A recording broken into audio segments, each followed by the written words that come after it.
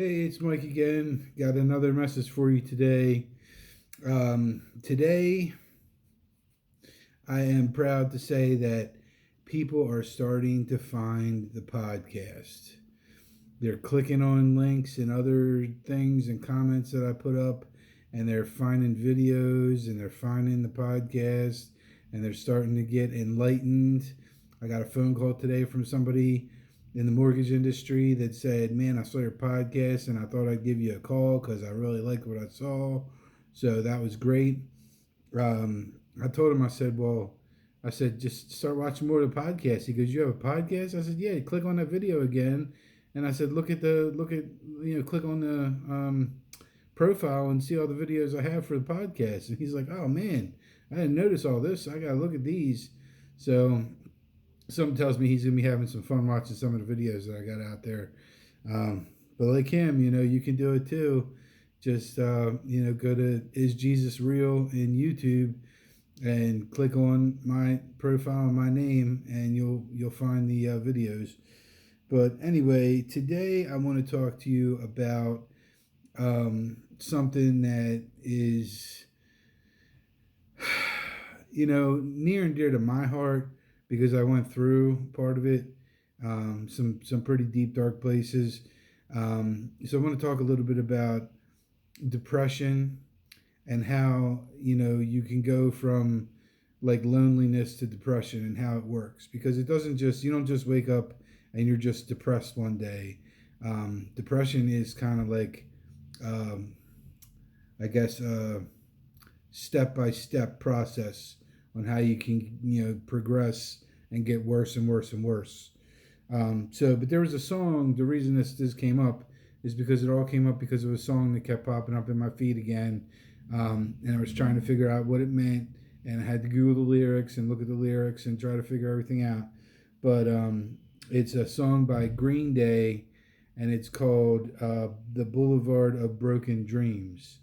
So I just want to read a little bit of it to you, and then we'll talk about a little bit of it too, and get into depression and how it works and all that, and how to get yourself out of it, you know, without necessarily needing medication or needing a doctor.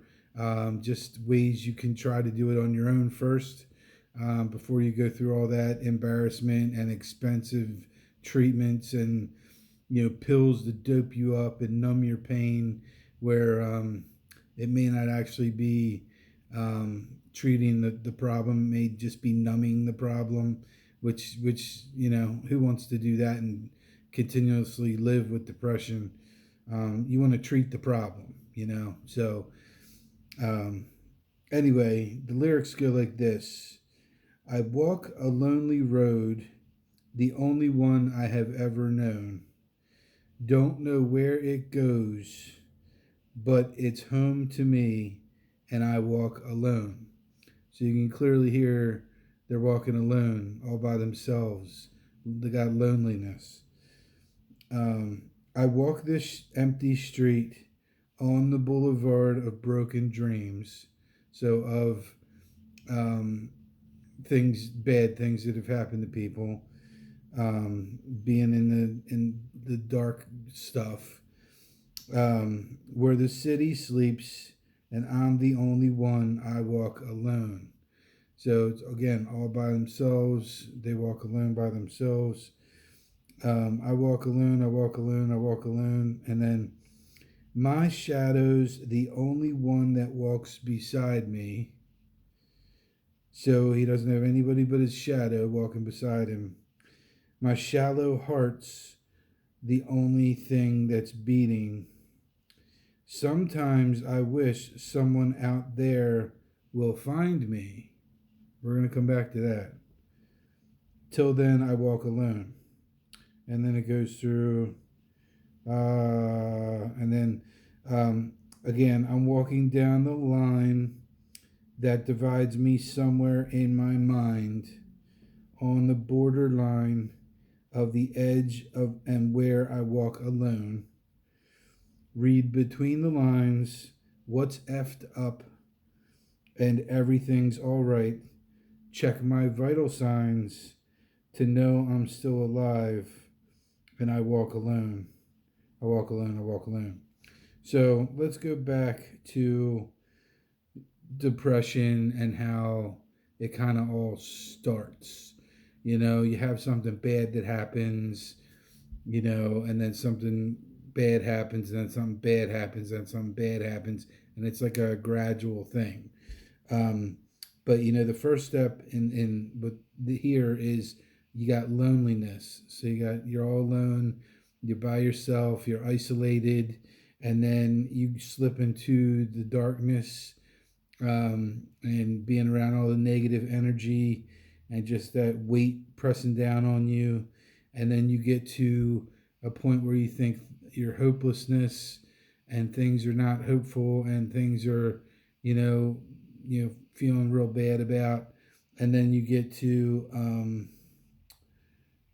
from hopelessness, then you get to depression, you know. So you can see it's a process here. And you get to depression. That's where depression can take you all over the place. I mean, depression can take you to the point where you want to take your own life. And it's serious. It's a serious mental health problem, and people have it. All kinds of people have it, and they go through their lives. They're just pushing through to get through the day, just to try to make it one more day, and just doing what they can to just try to ignore the pain, to numb the pain if they're taking pills or whatever. Can lead to substance abuse. People smoking some marijuana or doing some other kind of drugs or drinking alcohol, which is only going to make the problem worse. Because the main problem here was that he was walking alone by himself. That's how it started, and then it started into the darkness, and then it started into being isolated, and it started into the hopelessness, and then it started into the depression. It wasn't just the depression. So it's all the other symptoms of the depression that you got to worry about. So symptoms of the depression, and the thing is that in here it says sometimes I wish someone out there will find me. Well, you don't have to be alone because God is right there with you. He's right there with you the whole time. But the key is you got to be the one to initiate the contact with God. It doesn't work the other way.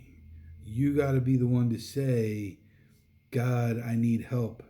God, come save me. God, please come help me. God, I need help with this. God, I need help with that. You got to be the one to ask him for the help, in order for him to help you. Otherwise, you're just going to be struggling. And, it's just the way it works. He can't step in because you have free will. And you need to call on him. You need to call on Jesus to come help you. And the thing is, once you do, be prepared. Be prepared for the help to come. Now, the help may not be what you think it is. A lot of times it's not. A lot of times it's challenging to get through, and it's forcing you to do something else that you didn't necessarily want to do, or deal with other demons that you have inside of you that you have to deal with first to kind of heal yourself and grow yourself and better yourself and get rid of everything. But here's the thing is that God can take away the depression, and God can take away all the other symptoms. He can just wipe it all away, and it's all gone, and make you feel better just literally by snapping his fingers that quick. He can do everything. He's amazing. But you have to believe it. You have to believe it, and you have to trust it. So it comes down to that trust thing again.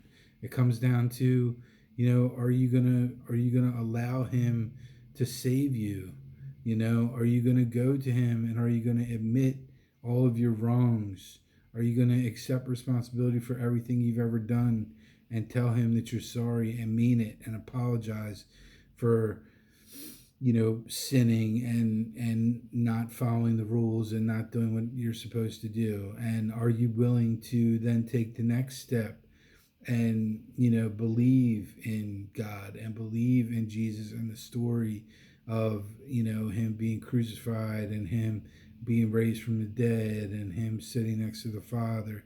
Do you believe all that? And then you can be saved, and then it's time to start thinking about, all right, well, what's the next step? What's the next step here? Well, the next step is you need to get the Holy Spirit inside of you. You get the Holy Spirit inside of you, and how you do that? Well, there's three different ways you can get baptized. You can get baptized through the Holy Spirit, you can get baptized through faith, or you can get baptized through water. So you're going to get baptized. If you can't do it by faith or by the Holy Spirit, you're going to want to do it by water. You're going to want to do it somehow where you can be fully baptized and have that full Spirit going into your heart, because that's where the magic happens. That's where you get that Spirit and it never leaves you and stays forever, and you constantly have a lifeline that you can talk directly to Jesus and directly to God whenever you want. Whenever you want. You just pick up the phone and dial the number, and they're there and they're ready to listen. Now, they may not respond to you right away. It may take some time, and it may not be a response that you are expecting. It may not come in the exact time. It may not come in the exact way that you thought it was going to. But your concerns will be answered, and you will be helped, and you will be given guidance, and you will be given unconditional love and support. And the more you can continue to believe in yourself, to surrender yourself over to the Lord, and almost do that like I do it every single day. I re-surrender myself over to the Lord and over to God and over to Jesus. And I say, listen, I am yours to do whatever you want to do with me, because I know you're going to lead me in the right way, in the right direction for me. So please allow me to do what I need to do today to make you all proud and make you happy, and serve you and the kingdom in any way that I need to. And start your day like that, and then go about your day, have your coffee, get on your social media, check your emails, go to work, drive to work, maybe put on some Christian music in the car, maybe try that. If you've never tried that before, maybe try it. It actually puts you in a little bit better mood, a little bit better spirits, because get this, it's pretty much all positive music. So why not listen to positive music instead of deep, dark,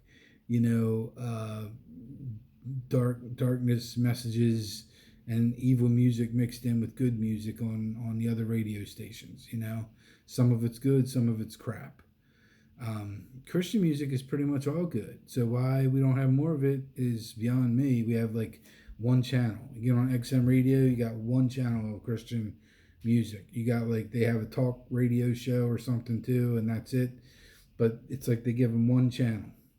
But all these other artists get all these channels and genres, and they get their artists will get their own radio station. I mean, and they're not putting God messages out to people, but Christian music is. So try to listen to it. It'll be good for you. So listen to that.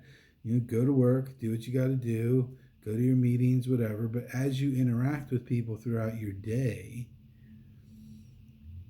I bet you'll be pleasantly surprised when you approach them with your new demeanor and your new attitude and the way you carry yourself, your new godlike confidence. It's just different, man, because you're not arrogant, you're not cocky, but you're good. Not to say I'm better than everybody else, but I'm good. I'm happy with myself. I'm at peace.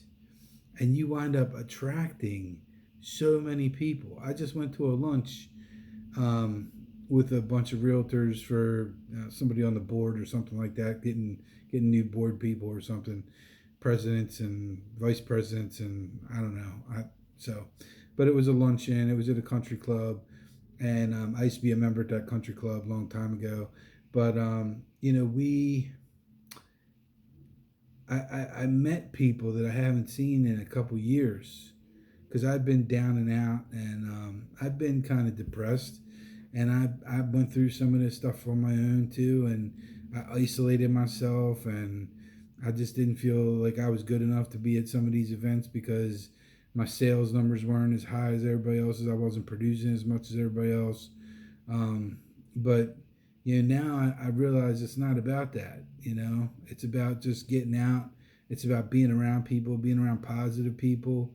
So I was around people today, and I mean, I think almost everybody at my table blessed themselves before they ate, said a little grace to themselves, and it was just nice. And I was just surrounded by positive vibes, and people were coming up to me everywhere. Hey, how you doing? I haven't seen you in a long time.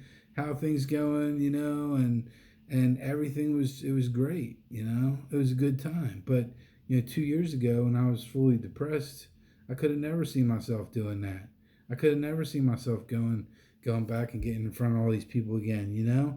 It's like it's a miracle because what he's done for me has completely changed me and changed my life and taken away all of my mental health problems. I have no mental health problems at all. I am completely good to go. I just feel amazing. I feel peace, at total peace. I feel joyful. I feel every day is exciting. Every day is just another day for greatness and another day that I get to help as many people as I possibly can. So I'm excited. I did that earlier, and then later today, tonight, I'm meeting. So I'm meeting three guys at my house are coming to my house, and we're driving up to Pennsylvania to go to a Bible study tonight at a former pastor's house. And I've been there a couple times, and it's amazing. This guy's really good. So he cooks dinner for you, puts on a spread. His wife and him make a nice big bunch of dinner for everybody coming over. So you go hungry, they feed you, and it's a great time. So it's another great day for me. Got a little bit of real estate in there. I talked to a short sale company today about a short sale I have going on, and I had to schedule a home inspection for somebody else and got that taken care of. But I took care of what I needed to take care of today. So now it's back to what? It's back to God time. It's back to working for God because that's what I do. I work for God, who happens to be a real estate agent as well. That's the difference. So I would ask you and challenge you, to say, do you work for God and just happen to be a secretary at a company? Or are you a secretary at a company who believes in God? Because there's a difference. See, when you work for God, you're surrendering yourself to God. You're giving yourself to God every day, a little bit more, a little bit more. And what happens is he just blesses you. He just blesses you, and it's in different ways, like my family life with my relationship with my kids and my wife and everything has just gotten so much better, better than how it's been, and that's getting better, and my business is picking up, and I'm starting to get busier, and I'm starting to get more clients. I'm starting to get people calling me. I got a guy that's going to be starting working with me soon. He's going to start helping me out. And I don't really have a lot of business for him right now, but I'm sure that's going to be changing because I'm sure God's going to be flooding me with stuff, and then I can pass him some stuff and help him out because that's going to be another test. What do I do? Do I keep it all for myself, or do I share some of it with somebody else in need, who's in need of income and in need of doing deals? Sure, man. Here's a couple Here's a couple leads. Go crazy with it, and teach him how to generate, teach him how to work the business. There's plenty of business to go around for everybody. There's no need to be greedy about it, like a lot of these other team leaders that run their teams and pay their agents a horrible split. You don't need to do it. It's just greed. It's pure greed, and that's how most of the businesses run, on pure greed. And I've cut a lot of people out of my life who operate like that, because I, quite frankly, I don't want to be around it anymore, because it's not how I am. And they say you are the company you keep. Well, I don't want to be around company like that. So, it's been a process of weeding through some people, and saying goodbye to people. Not really literally saying goodbye to them, but just kind of like in my head, like saying goodbye to them. And it's not a bad thing. It's growth. You're growing, you're changing, you're evolving, you're becoming a different type of person. And so I want to be around the type of people that feel the same way I do, and that want to grow like me and grow with God, and that's how it changes, So don't think for 1 minute that you can't completely change your life, and you can't start with having some kind of horrible depression, maybe even so bad that you want to end your own life, and you're thinking about it, maybe you're there, maybe you're at that point. Well, I would say, turn to God, man. He's there to help you. He's there to help you. All you got to do is ask for it. And the next thing you know, he's going to come. He's going to come running. He's going to come running. He's going to sound the alarm like a firehouse. Sound the alarm, send that fire engine right to you. And he's gonna try to work on you and try to get you to realize that you got to change your ways and you got to fix yourself. And you can get there. It takes time. It takes work. It takes a lot of work. It takes a lot. It's a lot of trust. It's a lot of faith. It's a lot of faith, and having the belief and the faith and the trust in him that he is going to do the right thing for you, no matter what it is. And it may mean that some things in your life change. It may mean that you get fired from a job. And maybe you get fired because there's a better job waiting for you around the corner. And it might not happen right away. It might not happen in the first week that you're laid off. In the meantime, you start freaking out because you don't have any money and you don't know what you're going to do. But God wants you to relax. He wants you to take that time to rest, because you've been running and gunning for so long at your other job. And it's time to relax and take a break before you start something new that's going to be so much better and so much fresher and so much newer and so much better. But it's all in how you look at it. And when you fully trust God, you're going to look at things differently, Like I look at somebody who dies. It's tough, man. It's tough to see somebody who you care about die.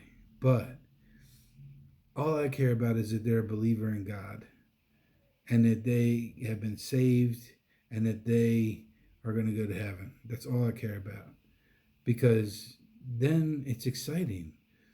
Death should be a party. It should be a celebration. It should be somebody getting accepted into heaven. That's where they're going for eternity. And if you do the right thing and you do the right program and you treat people the right way, you'll be there with them and you'll see them again. It's just their time. They've done what they needed to do here, and they're being called back because they've touched whoever they needed to touch.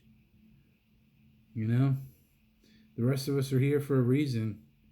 And until you engage with God, and until you engage with the Spirit and engage with Jesus, you're never going to know what your reason is. And that's really the great tragedy in life.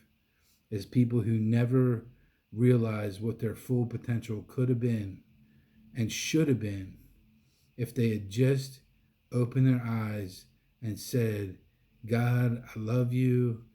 God, I believe in you. God, show me the way and show me what you think is best for me. And let me trust you and believe you and have enough faith to take the plunge and follow you as Jesus did and listen to your word and live my life like Jesus as much as possible. You take that approach, you will realize your full potential in life, whatever that may be. And everybody's different. I mean, maybe you are supposed to work at a convenience store making chicken and that's the best you're going to do. Maybe you need to take that time and make the best chicken you can make. And maybe you need to interact with people and treat them the right way and, and just be nice to everybody instead of having an attitude and just be a great person. And maybe something else will happen to you. You never know. Maybe you'll hit the lottery or something. Who knows? You never know. God works in mysterious ways, but he works for his people first. He works for his people first. See, when I made all that money, when I was making sick money, and I was making 4 times what a heart surgeon would make in my 30s, that wasn't God that was blessing me with that. That was the devil giving me all of that. And he was giving me everything. And he was giving me money. And he was giving me more business. And he was giving me trips to Las Vegas. And he was giving me drugs. And he was giving me alcohol. And he was giving me whatever I wanted whenever I wanted it. Because he was giving me that rope so I could hang myself. Literally. That's what he wanted me to do. Because he knew it wouldn't last forever. Because he was setting me up. But you know who came to the rescue? My buddy upstairs, God. He came to the rescue when I needed him the most. And swooped in like Superman and taught me some stuff that I know now that I ain't scared of nothing. I'm scared of absolutely nothing. Nothing and no one. I don't care who you are. I don't care how strong you are. I don't care how mean you are. Even the devil himself, I don't care. He can bring whatever he's got and throw whatever he's got at me. Spiritual warfare, I don't care. I'm covered, man, because I got the guy upstairs. And that's the type of faith I have. And that's the type of belief I have. And that's the type of trust I have. That I know I'm willing to put my life on the line. If it had to be put on the line, I put my life on the line for the guy upstairs. Because he's already saved me. He already saved me. He already proved it. He proved to me that he's real. He proved to me that he's there. He proved to me that he helps people who want to be helped, who ask for help, who ask for his help. He'll be there. He'll show up. And he'll do what needs to be done. Every single time. He loves every single one of us unconditionally. Unconditionally. No matter how bad you are. You could be convicted of some of the worst crimes in the world in a prison. He still loves you unconditionally. And he will still help you. Now you still have your consequences you have to deal with for whatever you did. And then you're still going to have your karma of whatever you did and whoever you affected. That's going to work itself out too. But once you get past all that, you can make amends. and you can start working yourself forward, and you can start, you know, start the relationship.